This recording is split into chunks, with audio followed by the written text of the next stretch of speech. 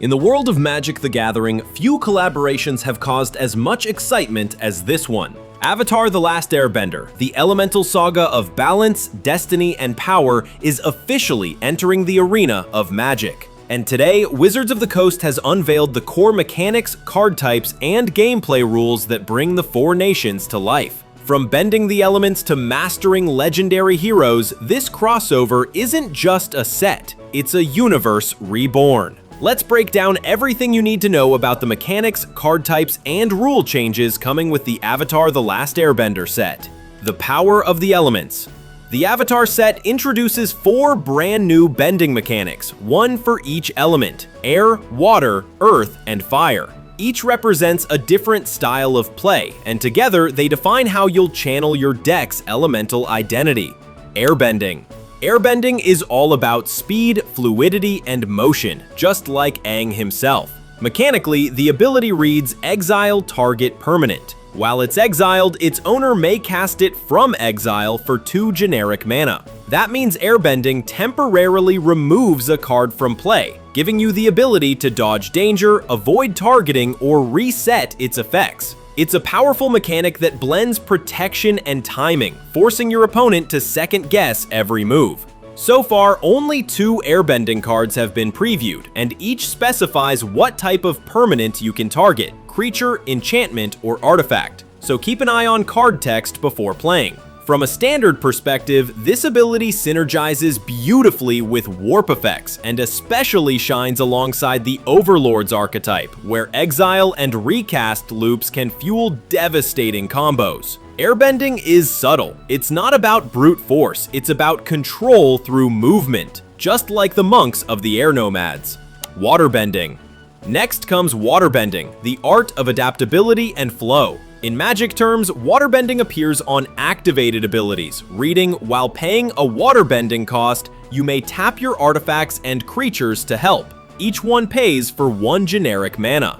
That means it works like an extra Convoke, but for abilities instead of spells. So instead of only relying on mana from lands, you can call upon your team, artifacts and creatures alike to fuel your bending. And in today's Magic environment, generating artifacts and tokens, clues, treasures, foods, you name it, has never been easier. Waterbending makes that resource pool even more potent. Interestingly, this mechanic may tie into upcoming sets as well. Early hints suggest potential synergy with the web-slinging mechanic from the upcoming Spider-Man set, which cares about tapped creatures. If that crossover becomes reality, we could see decks that literally combine bending and web swinging. For now though, waterbending's core idea remains: resource efficiency and graceful adaptation, bending with, not against, the flow. Earthbending. Earthbending may be the most satisfying of all. Strong, unyielding, and strategic, just like Toph, its greatest master. Mechanically, Earthbending X means target land you control becomes a 0/0 creature with haste that's still a land. Put X +1/+1 counters on it. And the best part? When that creature dies or is exiled, it returns to the battlefield tapped. That single rule solves one of Magic's oldest problems: the risk of animating your lands. In most cases, turning a land into a creature opens it up to removal, putting you behind on resources. But not anymore. Earthbending guarantees your land comes back. You might lose the creature, but not the foundation of your power. This design choice perfectly captures Earthbending's essence: resilience. Even when struck down, it stands back up. Players are already hyped for Toph Beifong, the first metal bender, one of the most talked about cards in the set. She embodies the mechanic's toughness, using her bending to manipulate both terrain and battlefield alike. Firebending. Finally, Firebending, the element of passion, destruction, and energy. Firebending X reads, whenever this creature attacks, add X red mana. This mana lasts until the end of combat. That means Firebending literally turns aggression into power. You attack, you generate mana, and then use it to unleash burn spells or pump your creatures mid-battle. The path to the avatar state. Now that we know the elements, let's talk about the avatar himself and how these mechanics interact with Avatar Aang. Each bending mechanic represents a piece of Aang's journey. To reach his full power, the avatar state, players will need to master all 4. Lessons return with a twist. Next, lessons make a comeback, originally introduced in Strixhaven 2021. In the original set, you'd cast a card with Learn, fetch a lesson from your sideboard, and put it in your hand. Simple. But in the Avatar set, Wizards changed the rules. For the first time ever, some lessons are instants, not just sorceries. That single change transforms how they play, allowing immediate reactive spellcasting. However, there's a catch. There are no Learn cards in this set. That keyword will likely return later, perhaps in the 2026 Strixhaven 2 set. For now, lessons act as standalone spells, symbolizing the moral and elemental lessons Aang and his friends learn throughout their journey.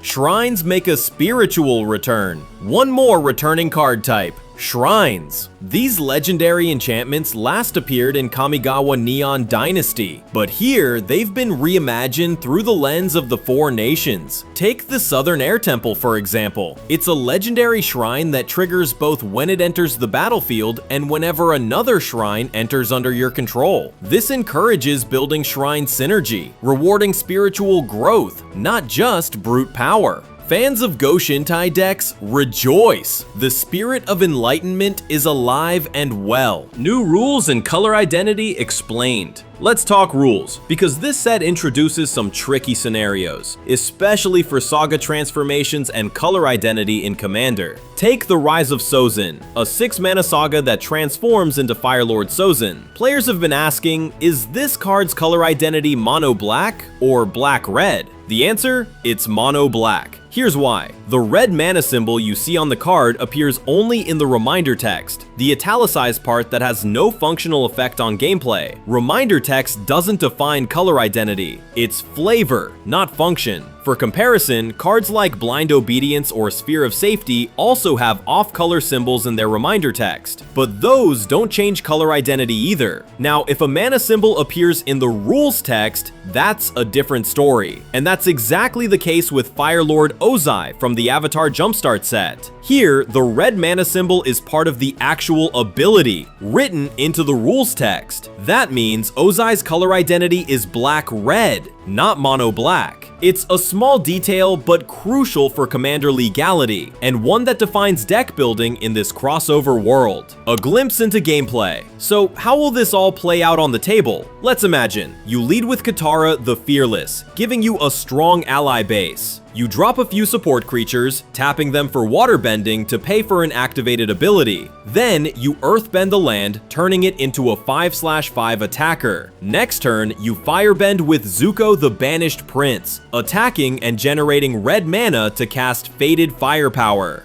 Finally, you Airbend Toph out of danger, exiling her before a removal spell lands. Each action flows into the next, mirroring the show's choreography, a dance of elements, power, and timing. And when you finally flip Aang Master of Elements, it all comes together. 4 nations, 4 mechanics, 1 balanced field. The spirit of design. What makes this set special isn't just its gameplay mechanics, it's how each one feels. Earthbending rewards resilience, Waterbending rewards flow, Firebending rewards courage, Airbending rewards movement. Wizards of the Coast didn't just design cards, they captured the spiritual and emotional DNA of Avatar: The Last Airbender and translated it into the language of magic. Closing thoughts. So far, Avatar: The Last Airbender Teng's Magic the Gathering looks like one of the most thematically consistent crossover sets ever made. Every rule, every card type, every piece of art connects to the world and lore of bending.